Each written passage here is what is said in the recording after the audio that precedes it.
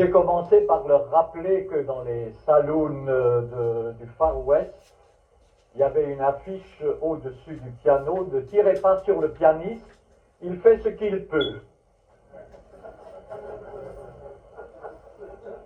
Alors il est évidemment difficile en 35 minutes de développer ce sujet d'une manière satisfaisante pour les uns et les autres, c'est-à-dire pour ceux qui voudraient ouvrir l'accès à nos sœurs à toutes les fonctions dans l'Église, et pour ceux qui, au contraire, souhaitent défendre le statu quo.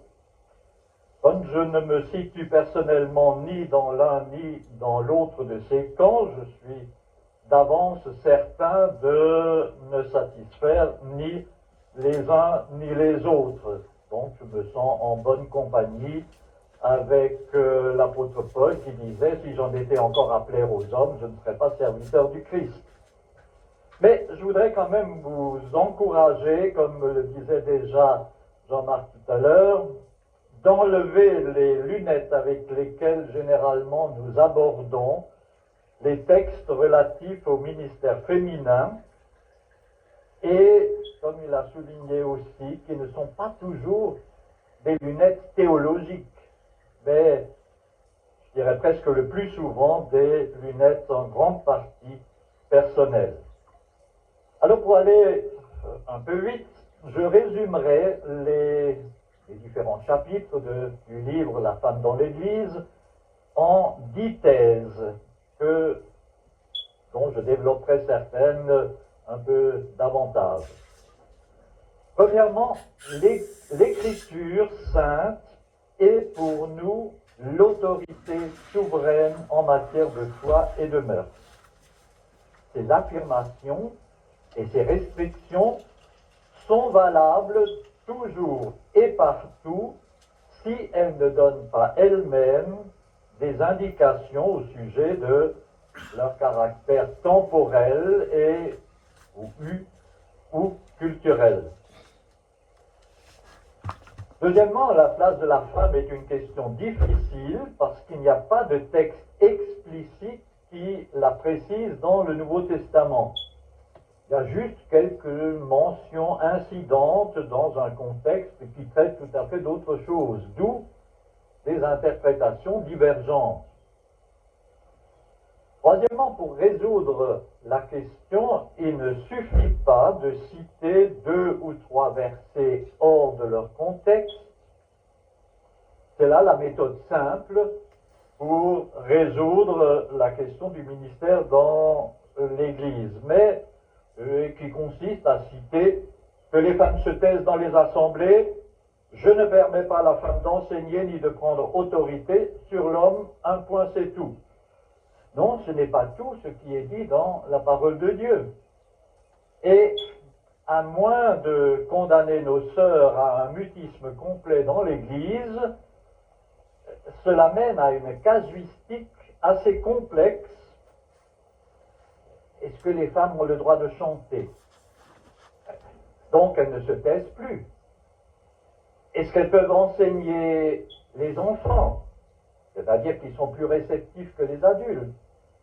Est-ce qu'elles peuvent, comme Déborah, Anne et Marie, écrire des cantiques, qui sont aussi une forme d'enseignement, avec la différence que cet enseignement est répété des centaines de fois dans les églises? En tout cas, ce n'était pas là la méthode de Jésus. Lorsque les pharisiens lui ont cité un verset du Deutéronome pour justifier le divorce, il leur a répondu: au commencement, il n'en était pas ainsi. Et il se référait au plan originel de Dieu. La Bible est un tout. L'Ancien et le Nouveau Testament sont nécessaires pour nous faire une idée juste sur l'intention divine. Quatrièmement, au commencement, donc, comme disait Jésus, Dieu a créé l'homme et la femme égaux et différents, c'est-à-dire complémentaires. Dans l'Ancien Testament, les femmes ont joué un rôle inférieur à l'homme. Mais Dieu a utilisé certaines d'entre elles pour des missions importantes. Par exemple, une Déborah pour conduire le peuple, ou d'autres pour lui transmettre ses messages. On dit souvent, c'était oui, quand il n'y avait pas d'hommes capables, alors bon, on se rabattait sur des femmes. Non, ce n'est pas juste. Une Hulda, par exemple, était prophétesse en même temps que Jérémie et Sophonie.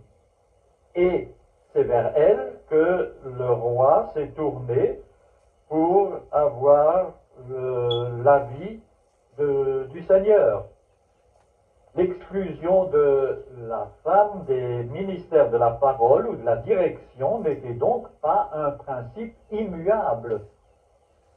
Cinquièmement, après le retour de la captivité babylonienne, et surtout à partir du IIIe siècle avant Jésus-Christ, toute participation à la vie religieuse en Israël a été interdite aux femmes. C'est-à-dire qu'il y a eu un changement complet dans la situation, en tout cas en Palestine. Je discutais tout à l'heure avec Guy du rôle de la femme dans le judaïsme. Dans la diaspora, ce n'était pas la même chose. Mais en tout cas, dans le judaïsme palestinien, dans le temple, elle ne pouvait pénétrer que dans le parvis des païens et des femmes. Et encore, pas tous les jours du mois.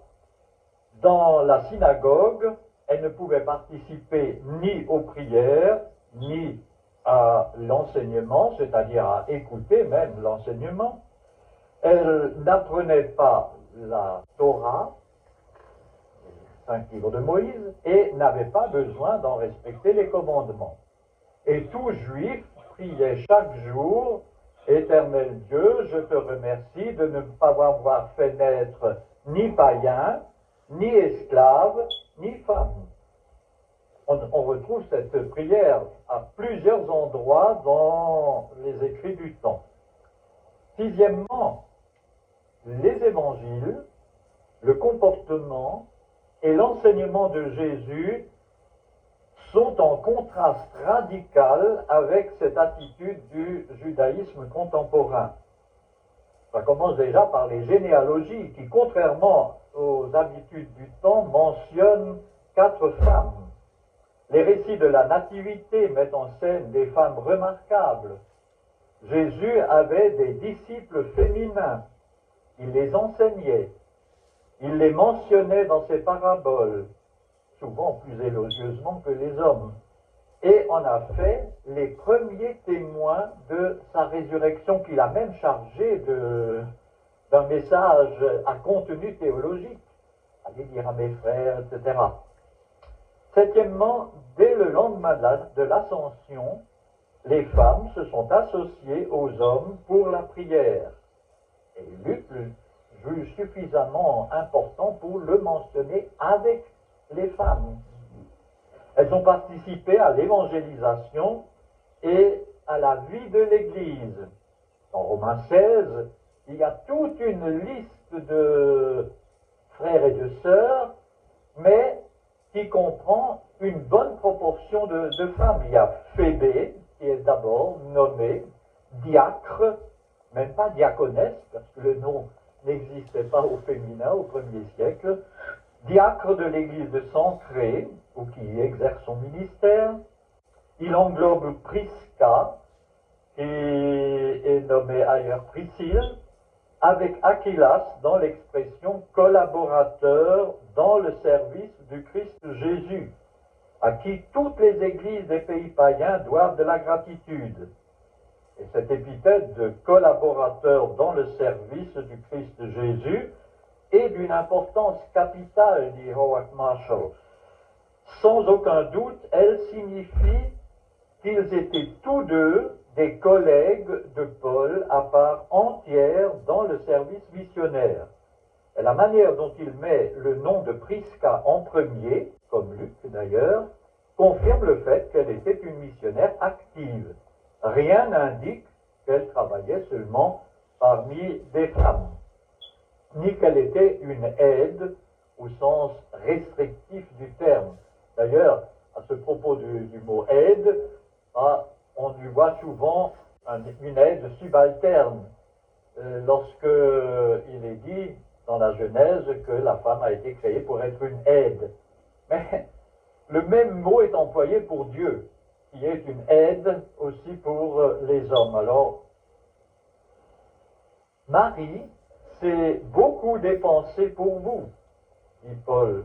Et il emploie ici, comme pour Tryphène, Tryphose et Perside, le verbe que j'ai déjà mentionné à propos de la prédication, le verbe peiner, propiao, il utilise pour le travail des conducteurs d'église, des prédicateurs, de lui-même, ou pour le combat contre les fausses doctrines. Tryphène et Tryphose travaillent toutes deux pour le Seigneur, dit Paul, ainsi que ma chère Perside, qui a beaucoup travaillé pour le Seigneur. Et ce travail, c'était l'œuvre missionnaire. Paul utilise le même mot pour des missionnaires hommes ou femmes. Peut-être que certains d'entre vous ont lu un livre plutôt, disons, antiféministe, qui s'appelle L'autorité, une affaire d'homme. Eh bien, dans ce livre, David Powson dit, en fait, tout le chapitre 16 de Romains est vraiment une révélation pour ceux qui voient Paul comme un misogyne.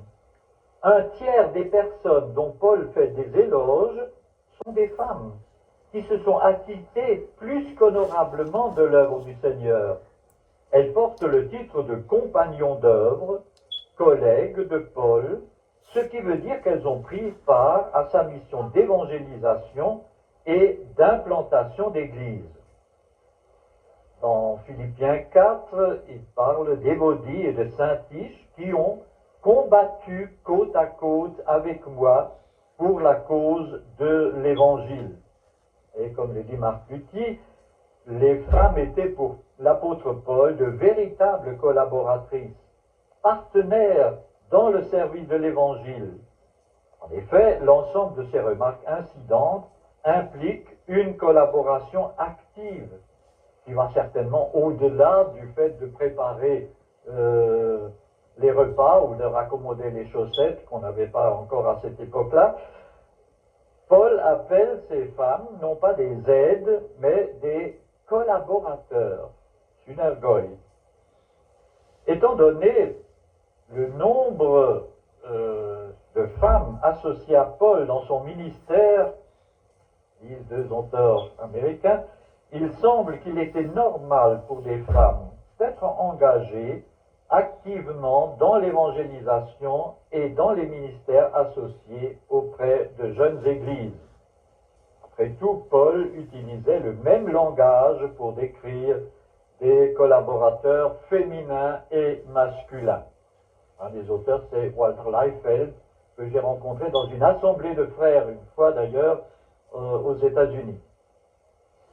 Dans Romains 16, 7, il dit « Saluez Andronicus et Junia, mes compatriotes, ils ont été mes compagnons de captivité, ce sont des apôtres remarquables, ou ils sont très estimés parmi les apôtres. » Bien vu, nous ne voyons rien qui aille dans le sens de notre sujet. Seulement, quand on regarde de près, on s'est aperçu que le nom de Junia était un nom féminin, qui n'était jamais employé au masculin. Alors, ce qui signifie qu'une femme a été qualifiée par Paul du titre d'apôtre, au même titre non pas que les 12, mais que Barnabas, Silas et Timothée, Jacques, le frère du Seigneur, etc. Cette valorisation de la femme par Jésus et par Paul devrait faire rougir de honte ceux qui voudraient rabaisser son rôle dans l'Église simplement à l'exécution de tâches simili-ménagères. Dans sa première lettre, à l'Épître aux Galates, l'apôtre Paul a posé le principe fondamental. En Christ, il n'y a plus ni juif ni grec, ni esclave, ni homme libre, ni homme, ni femme. Et c'est certainement un pendant à cette prière qu'il a dû répéter des centaines de fois avant sa conversion. Je te loue, Seigneur, de ce que je ne suis ni né, ni grec, ni esclave, ni femme. Eh bien, en Christ, ces distinctions ont cessé d'être. Même si cette affirmation se rapporte en premier lieu au salut, son application dans la vie de l'Église devait en découler dès que les circonstances le permettraient. Paul a lutté pour que la différence entre juifs et grecs y disparaisse. Malheureusement, il a fallu 18 siècles pour que l'Église tire les conséquences de ce principe quant à l'abolition de l'esclavage, même donc à l'intérieur de l'Église. Et pour beaucoup, les temps semblent mûrs aujourd'hui pour tirer des conséquences pratiques de la disparition des différences entre hommes et femmes. Nous voyons que dans l'Église primitive, les femmes pouvaient, ceci d'après 1 Corinthiens 11, verset 5, prier et prophétiser au culte. L'apôtre Paul en parle tout à fait incidemment, comme d'une chose tout à fait évidente et admise dans toutes les églises. Donc, les femmes pouvaient participer activement au culte, aux prières et à certaines formes de ce que nous appelons le ministère de la parole. Alors, tout dépend évidemment de la définition que nous donnons de ce verbe prophétiser. Si nous disons que ça c'était aussi longtemps qu'il n'y avait pas de Nouveau Testament, Dieu intervenait par des messages immédiats, etc. Alors je me suis astreint à faire une étude de tous les textes relatifs au mot prophétie, prophétiser dans le Nouveau Testament. Voilà quelques conclusions auxquelles je suis arrivé. Premièrement, il existe deux emplois de ces mots prophète et prophétiser. Ils sont utilisés relativement à deux catégories de personnes. Il y a d'une part celles qui apportent occasionnellement un message de la part de Dieu, et puis celles qui sont reconnues par l'Église comme ayant le don de prophétie et sont par conséquent accrédités comme étant des prophètes ou prophétesses. Comme tous les croyants pouvaient apporter leur contribution au culte, 1 Corinthiens 14, 26, un verset que nous aimons bien en tant qu'assemblée de frères, les femmes pouvaient aussi apporter une parole prophétique, c'est-à-dire un message que Dieu leur inspirait au même titre qu'une prière. Et alors peut-être que celles qui le faisaient habituellement à la satisfaction de toute l'assemblée étaient reconnues comme prophétesses. C'était peut-être le cas pour les 4 filles de Philippe qui nous sont mentionnées dans Actes 21, verset 9, puisque la prophétie occasionnelle des femmes était un fait courant, il semble plus normal de penser que dans leur cas, c'était une fonction reconnue pour justifier cette mention de Luc. Deuxièmement, nous trouvons très peu de prédictions dans les prophéties du Nouveau Testament. Il y a juste Agabus, mais le prophète n'est pas l'homme des prédictions, dit Franz Lehner, mais de la prédication qui insère la parole de Dieu dans l'existence d'une communauté. Troisièmement, la prophétie était un don très répandu, un exercice aussi courant que la prière de la part des hommes que des femmes, dit F.F. Bruce. Chaque chrétien est potentiellement un prophète. Théoriquement, n'importe qui peut prophétiser.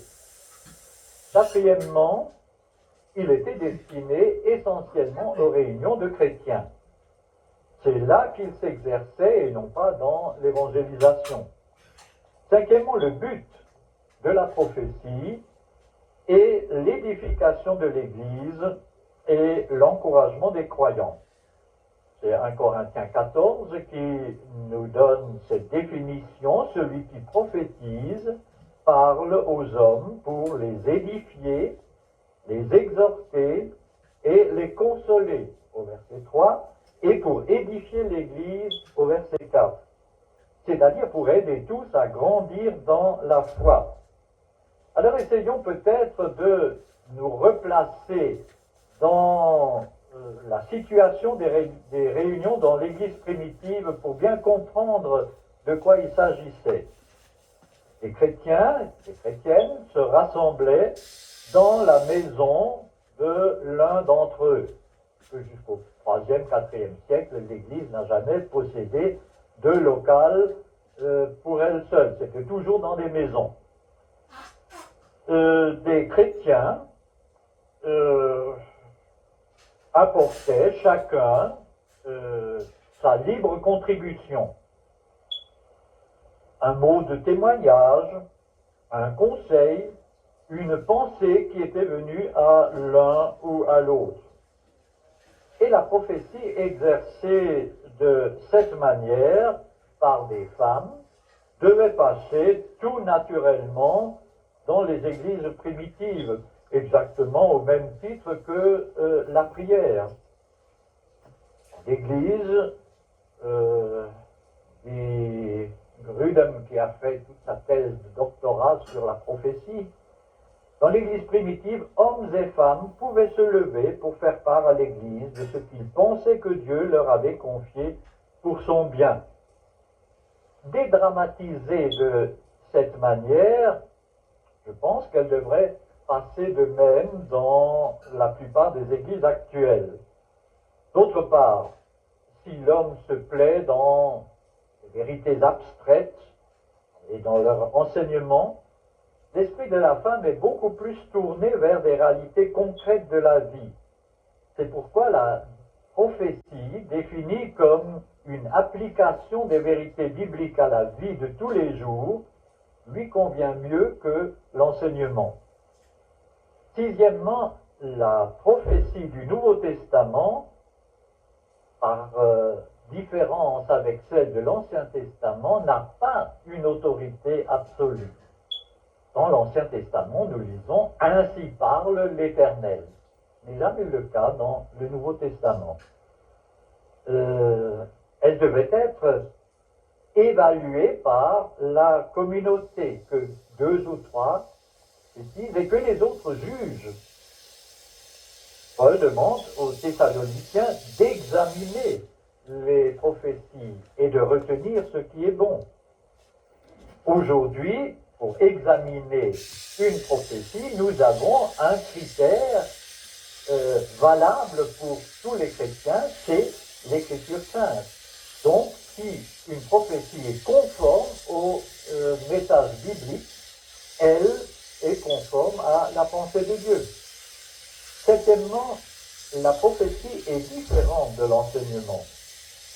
La caractéristique distinctive de la prophétie, c'est l'inspiration divine. C'est pourquoi dans les messages avant la Bible du dictionnaire 2000, nous avions traduit par message inspiré. On est revenu à prophétie, un petit peu d'ailleurs, pour satisfaire nos amis africains. Mais l'inspiration divine n'exclut pas la réflexion humaine, puisque Paul demande dans Romains 12, verset 7, que les prophètes prophétisent selon l'analogie de la foi. L'enseignement, par contre, n'est pas fondé sur une révélation, une inspiration, disons, du moment. C'est souvent une explication ou une application de l'écriture. Huitièmement, ces différentes caractéristiques de la prophétie plaident en faveur de la permanence du don de prophétie dans l'Église. C'est le charisme par excellence de la Nouvelle Alliance. C'est-à-dire c'est ce qui a été annoncé par l'apôtre Pierre à l'inauguration de la Nouvelle Alliance. Vos fils et vos filles prophétiseront. Et vos filles prophétiseront. C'est la marque de l'ère de l'esprit. Elle ne peut donc être absente d'aucune période de celle-ci au cours de l'histoire de l'Église. James Packer, qui est un des grands théologiens du monde évangélique, l'a défini en termes de prédication ou d'application de la vérité biblique aux auditeurs. Il dit tout ce qui appuie l'enseignement biblique et qui l'applique aux auditeurs présents peut à proprement parler s'appeler aujourd'hui prophétie. Car c'est en vérité ce qu'elle est. C'est la prédication de la vérité biblique accompagnée d'application. Cette prophétie d'exhortation est ouverte à tous, hommes et femmes, en vue de l'actualisation dans toute la période de la vie de l'Église de la vérité donnée une fois pour toutes. Ainsi, tout croyant, homme ou femme, peut être appelé à communiquer à la communauté une révélation que le Seigneur lui a donnée au cours du culte. Et ce mot de révélation peut se comprendre dans le sens étymologique, c'est-à-dire un voile qui tombe. Sur le sens, par exemple, d'un passage biblique, ou l'importance d'une exhortation ou d'une promesse. Quelque chose, tout à coup, ça a fait tilt, une lumière s'est allumée, comme sur votre ordinateur, n'est-ce pas, de temps en temps, eh bien, c'est une révélation, quelque chose qui s'est révélé à moi et que l'on communique aux autres. Je me rappelle des premiers cultes que nous faisions pendant la guerre où le dimanche matin, on se réunissait tout simplement quelque part dehors et puis on partageait, selon 1 Corinthiens 14, 26, cette semaine, j'ai lu tel passage et puis il m'est apparu qu'il y a là une promesse importante pour nous. Bien. Ça n'a pas du tout le même sens que quelqu'un qui est sur une estrade plus que les autres, ou comme j'ai été une fois dans une église de Suisse alémanique à 4 mètres au-dessus de l'auditoire. Bien sûr que ça donne tout de suite une autorité, mais quand on est en cercle quelque part, eh bien, chacun apporte ce qui lui a été révélé par le Seigneur, par des circonstances, par la lecture de la parole, par d'une manière ou d'une autre. Alors là, déjà, certains esprits se séparent parce que certains exégètes ont voulu limiter ce don à l'Église primitive, en disant que c'était avant que l'Église ait eu le Nouveau Testament complet. Après, la prophétie n'était plus nécessaire. Mais il est difficile d'imaginer qu'un don qui a tant d'importance dans la parole de Dieu, cette parole qui a été donnée pour tous les temps, n'ait plus eu de raison d'être à partir du moment où le canon du Nouveau Testament était complet. D'ailleurs, l'argumentation qui appuie cette théorie de la disparition de certains dons, sur le verset 8 de 1 Corinthiens 13, n'est guère convaincante, parce que il est question du jour où la perfection apparaîtra. Alors, ces dons donc disparaîtront. Et on dit la perfection, c'est le Nouveau Testament. Bon, il faut quand même être conséquent avec le contexte, c'est lorsque nous connaîtrons comme Dieu nous connaît. On n'en est pas là encore. Le don de prophétie a au contraire été accordé pour tous les temps afin d'aider les croyants à grandir dans la foi, les encourager et les consoler. Et ce don, très répandu dans l'Église primitive, constituait, avec le ministère d'enseignement, l'essentiel du service de la parole dans les réunions pour répondre aux besoins spirituels de l'Assemblée. Et ce dont les hommes comme les femmes l'exerçaient sous le contrôle de l'Assemblée. Juger, parce que Dieu nous parle et que les autres jugent. C'est le sens qui se dégage de la grande majorité des textes relatifs à la prophétie dans le Nouveau Testament. Donc, d'après le Nouveau Testament, la femme peut participer à ce ministère de la parole au même titre que les hommes. 8e thèse, 1 Corinthiens 14, 34, que la femme se taise dans l'assemblée. Alors, ça semble s'opposer à cette liberté accordée aux femmes. Alors, comment harmoniser ces versets qui se trouvent dans la même épître que 1 Corinthiens 11, 5, qui lui permettait au contraire de prier? Bon, on peut à la limite dire qu'elle peut prier mentalement, mais prophétiser mentalement, c'est plus difficile. Alors, je ne vous dirai pas toutes les tentatives d'harmonisation qui ont été faites, il y en a une quarantaine, entre ces deux ordres différents. Actuellement, la majorité des interprètes évangéliques y voient une suite du verset 29, que 2 ou 3 parlent et que les autres jugent. C'est-à-dire, il y a tout d'abord un développement jusqu'au verset 33 des 2 ou 3 qui parlent, c'est-à-dire pas en même temps, mais l'un après l'autre, et puis il y a une révélation, etc. Et puis ensuite, au verset 34, qui est-ce qui doit juger que les femmes ne participent pas à ce moment?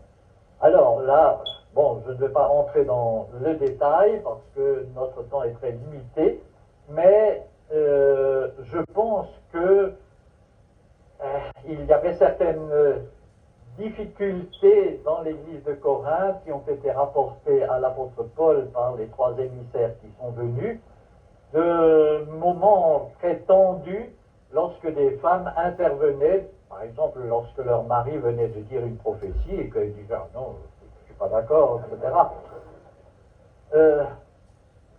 Bon. 9e, alors l'autre passage difficile, 1 Timothée 2,12, je ne permets pas à la femme d'enseigner. Cela demande une bonne définition des mots importants qui sont enseigner et autorité. Et puis aussi du lien entre les deux parties du verset.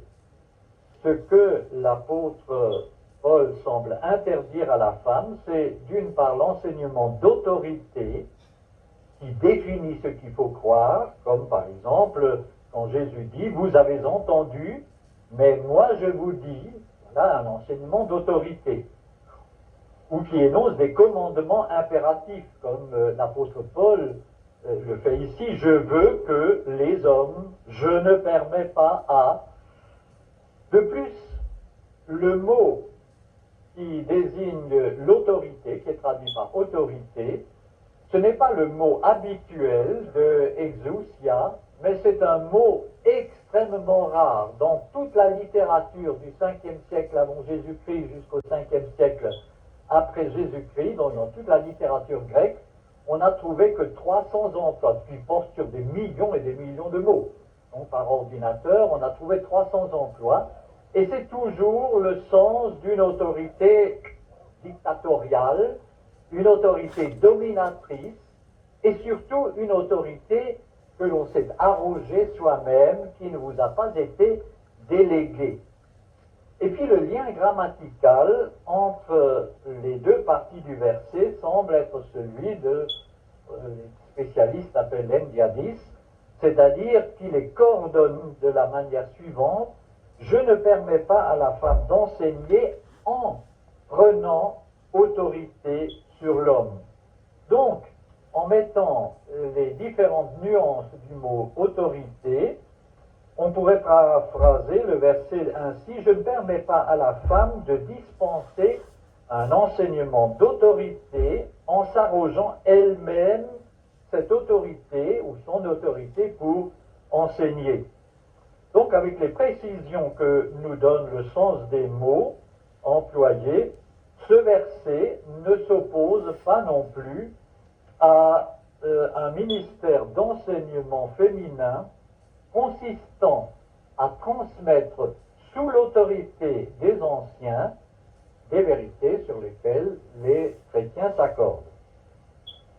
10e thèse, l'autorité de l'homme ne figure cependant pas dans ce seul verset.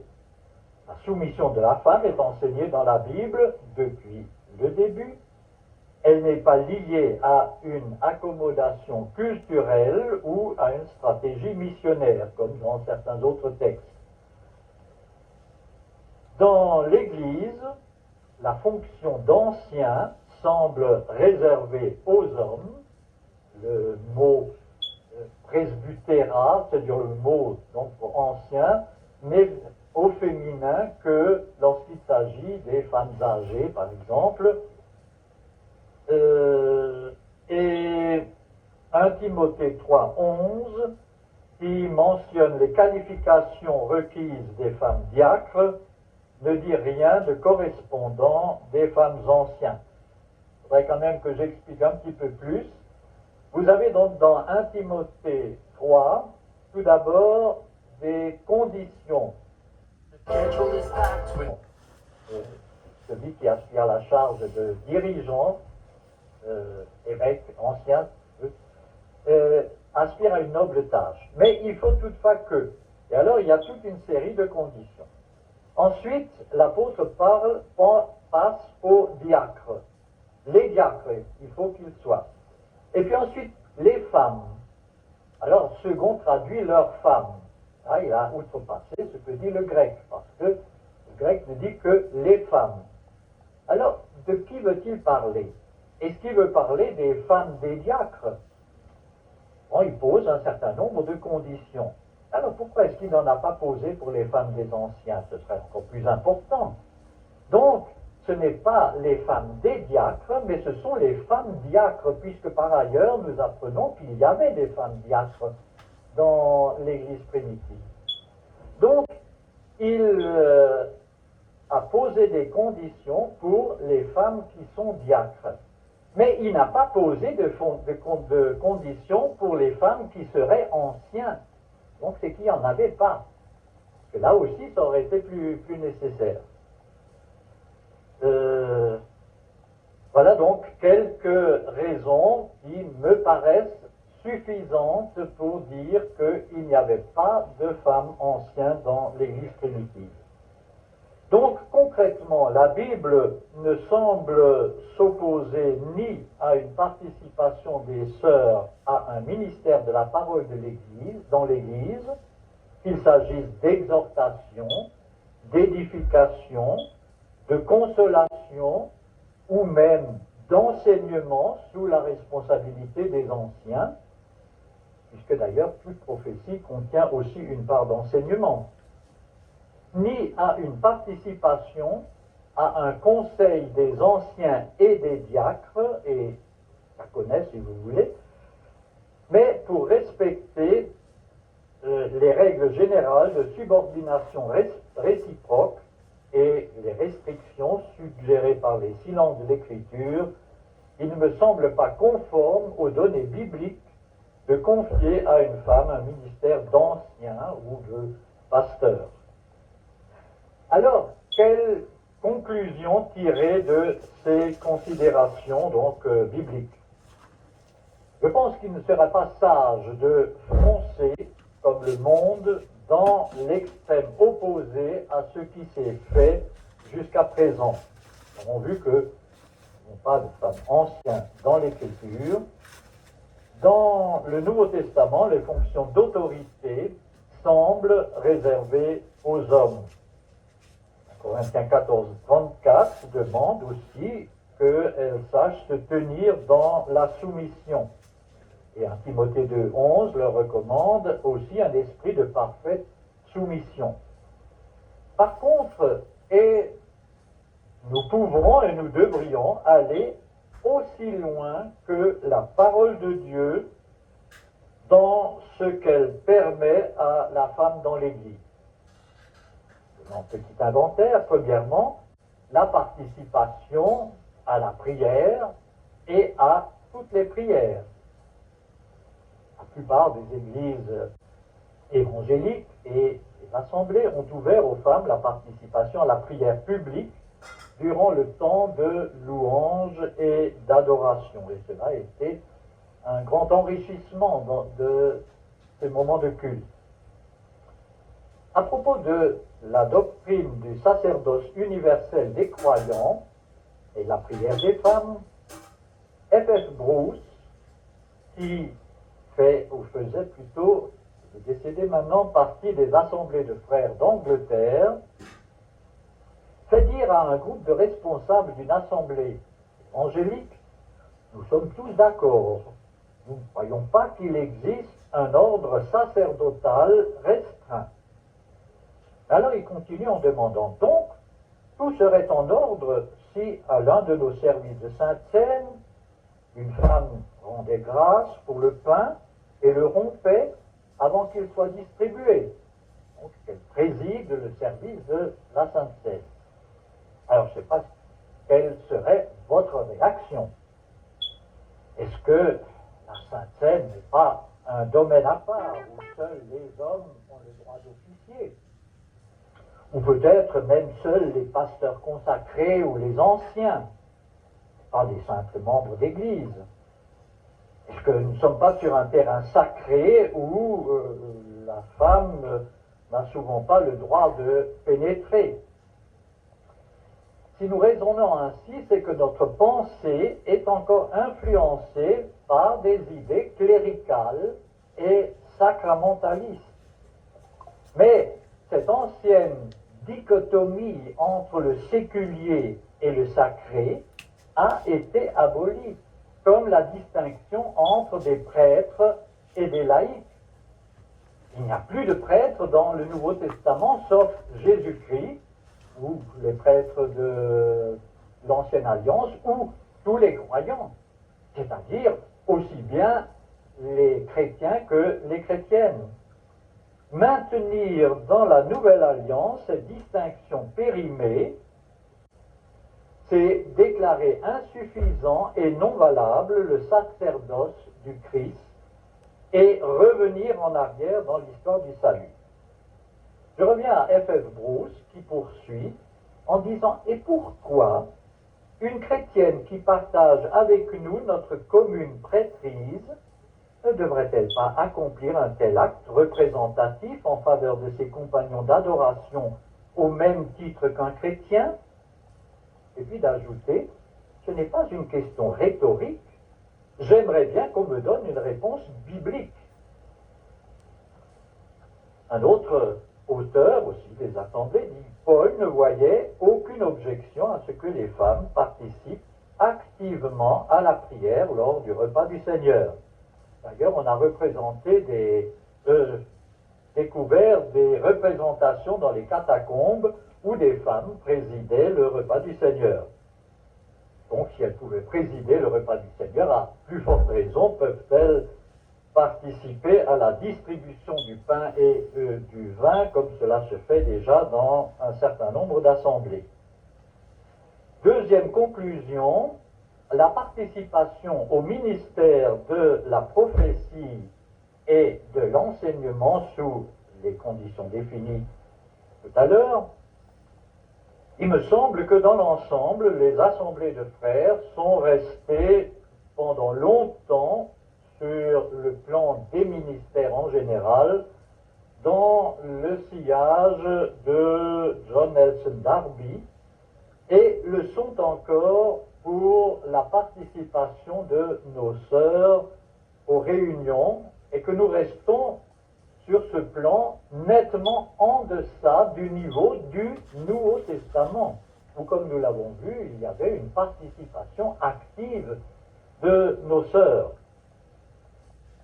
Deuxième conclusion, la participation au ministère de la prophétie et de l'enseignement sous les conditions définies tout à l'heure, il me semble que dans l'ensemble, les assemblées de frères sont restées pendant longtemps sur le plan des ministères en général, dans le sillage de John Nelson Darby, et le sont encore pour la participation de nos sœurs aux réunions, et que nous restons sur ce plan nettement en deçà du niveau du Nouveau Testament, où, comme nous l'avons vu, il y avait une participation active de nos sœurs.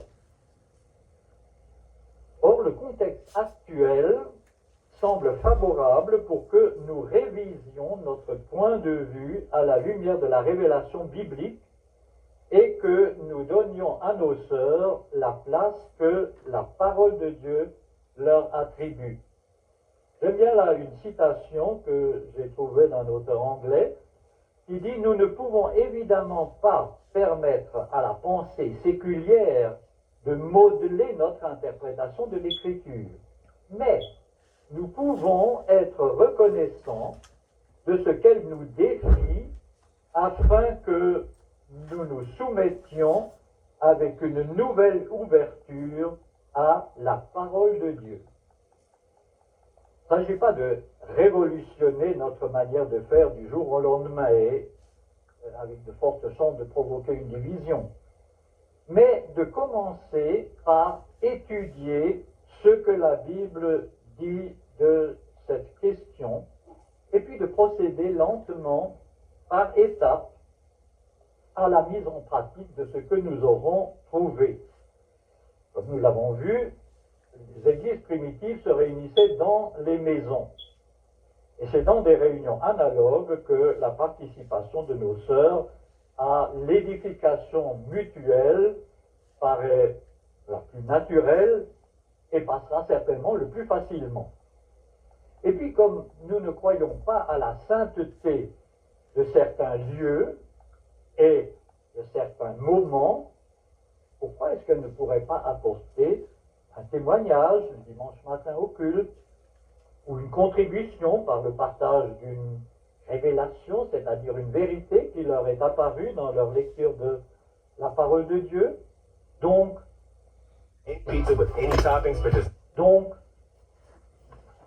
question de définition quelquefois, donc un témoignage, une méditation ou un message.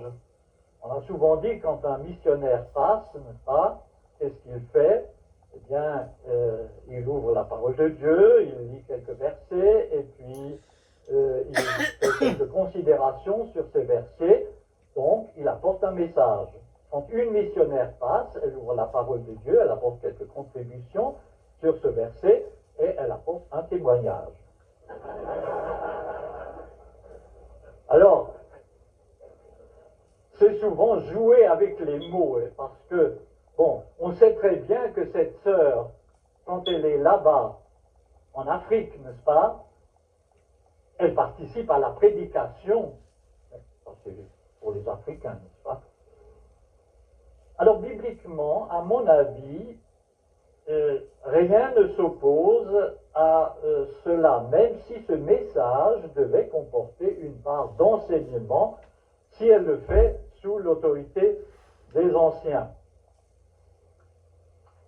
Et comme la participation de nos sœurs à la prière, au culte, a apporté à nos réunions un enrichissement indéniable, je pense que leur participation à l'édification mutuelle contribuerait également à un nouvel enrichissement. Paul nous dit dans ses épîtres, « Édifiez-vous les uns les autres, exhortez-vous les uns les autres, instruisez-vous les uns les autres, sans jamais préciser de quel sexe devaient être les uns par rapport aux autres. » Dans la société du 1er siècle, un fossé profond séparait les Juifs des Grecs. Et dans la société prophétique de l'Église, il n'y a plus ni Juifs ni Grecs. Un fossé encore plus profond séparait les esclaves des hommes libres. Dans l'Église, il n'y a plus ni esclaves ni hommes libres. Et pourtant, ce fossé a subsisté même dans l'Église jusqu'au XVIIIe siècle. Dans la société alentour, l'accès aux diverses fonctions était régi jusqu'au milieu du XXe siècle par la distinction homme-femme. Dans l'Église, disait Paul au 1er siècle, il n'y a plus ni homme ni femme. Mais cette parole n'a guère trouvé d'application dans l'Église.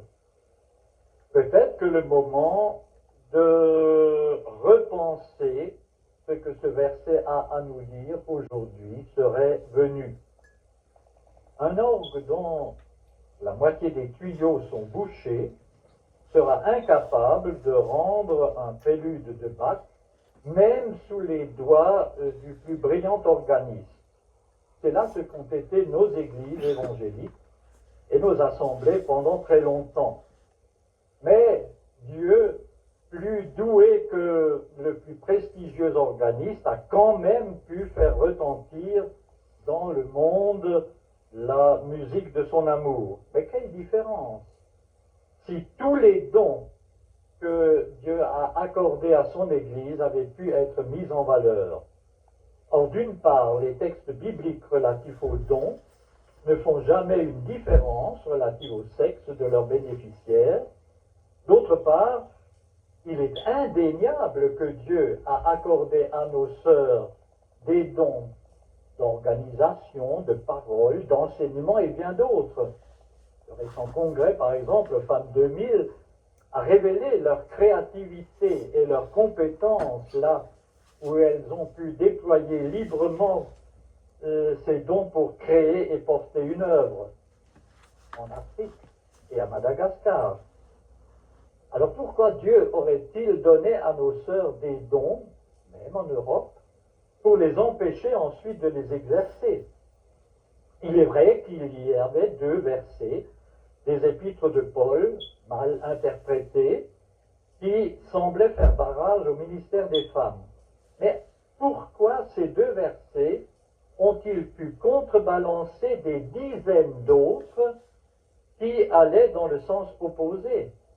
Pourquoi en particulier dans la même épître, les conclusions claires du chapitre 11, qui permettaient à la femme de prier et de prophétiser, ont-elles été neutralisées par cette partie de versets du chapitre 14 qui semblait les confiner dans un silence complet? N'y aurait-il pas des raisons autres que théologiques?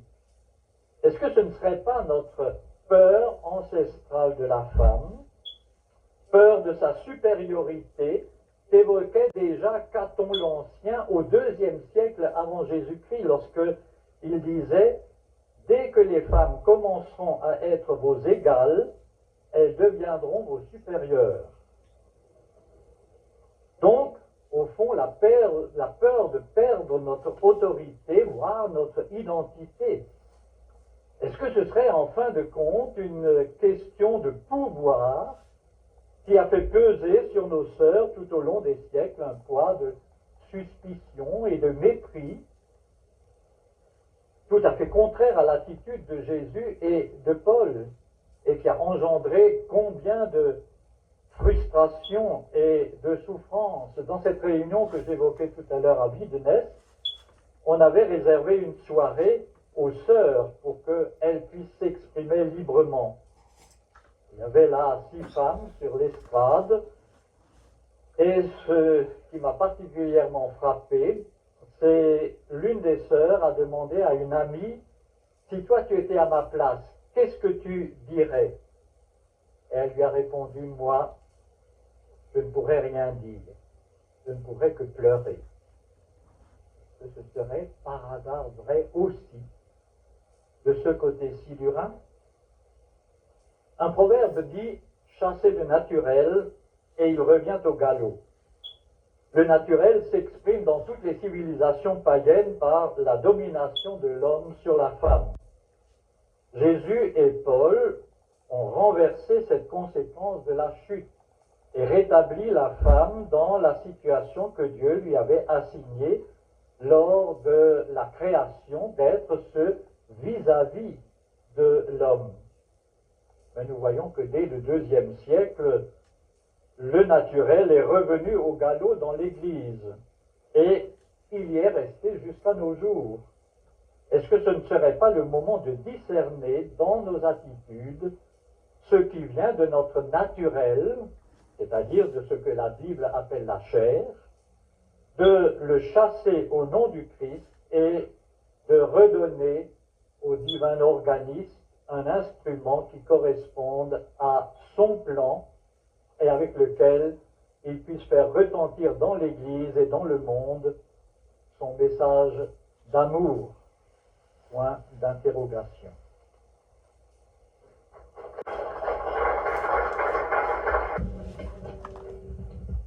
Si baptiser fait partie du sacerdoce universel des croyants, il n'y a pas de raison qu'une femme ne puisse pas baptiser, entre autres, par exemple, des femmes.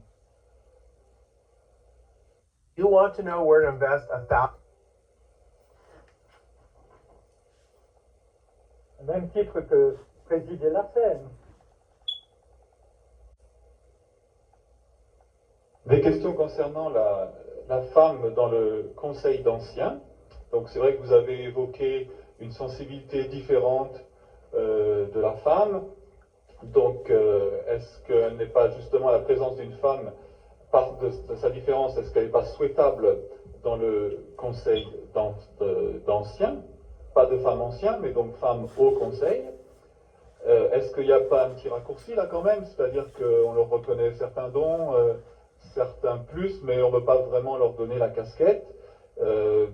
Sur un petit peu dans l'autre, sur la même sensibilité, comment donc donner aux femmes une voix légitime dans la direction de l'Église? Bien.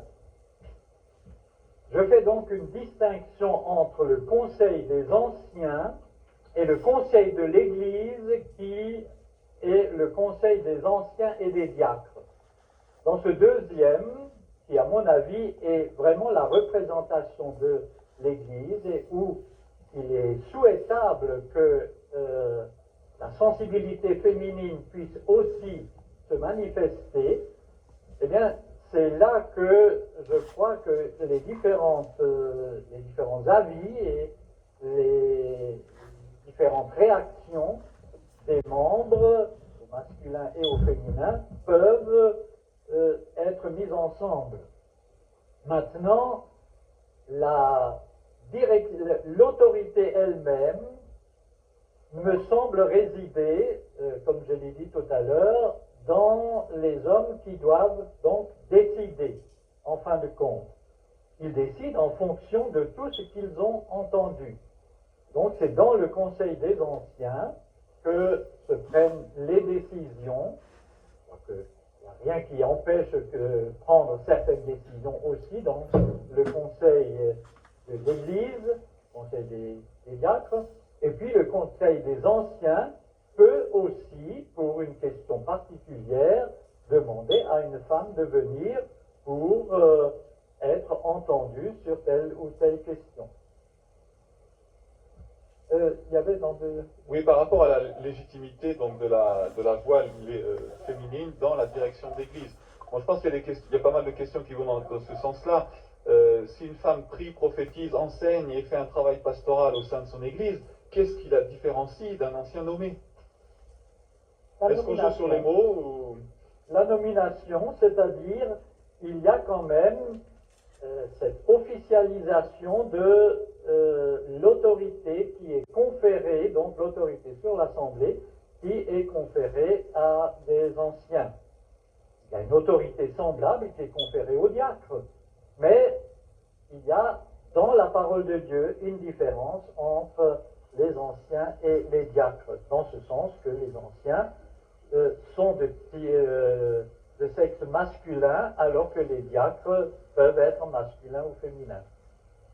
Et donc, pour aller peut-être universel, et finalement, est-ce que là, les anciens ne vont pas être pris à faux dans ce domaine en disant, sur ce principe-là, les femmes ont accès au même ministère que les hommes. Oui, c'est juste, mais la Bible a 1500 pages, comme je l'ai dit, et il ne faut pas extraire une vérité, par exemple celle du sacerdoce universel, et dire que toutes les autres vérités qui sont affirmées dans d'autres passages sont subordonnées. C'est ce que l'on a fait avec les deux passages que j'ai évoqués tout à l'heure. Il y en a qui ont pris 1 Corinthiens 14, 34, que la femme se taise, et puis ont subordonné tout ce qui est dit ailleurs à ce verset. Ou alors d'autres qui ont pris, nous avions dans notre conseil d'accréditation européen un Suédois, et je lui ai demandé une fois comment eux, ils avaient résolu cette question. Alors il a dit, pour nous c'est simple, Galates 3, 28. En Christ, il n'y a plus ni homme ni femme. Et depuis le début du XXe siècle, tous les offices sont ouverts donc aux femmes comme aux hommes. J'ai d'ailleurs assisté à l'un de leurs cultes à Eurobro, et à part une petite prédication de 10 minutes faite par un homme, tout le reste était fait par des femmes. C'est aussi un déséquilibre qui ne me semble pas biblique.